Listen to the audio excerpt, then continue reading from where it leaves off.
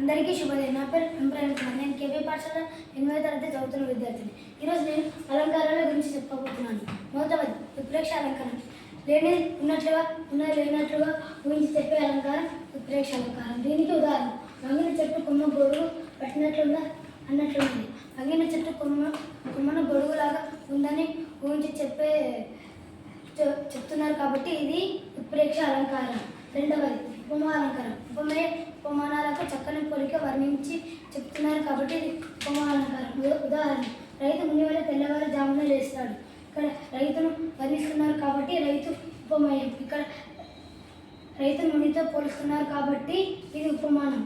ఇక్కడ ఉపమేయ ఉపమానాలకు చక్కని పోలిక చెప్పేది వలె ఉపమావాచకం. తెల్లవారు జామున లేస్తాడు. ఉపమేయ ఉపమానాలకు ఒకటే ధర్మం, సమాన ధర్మం.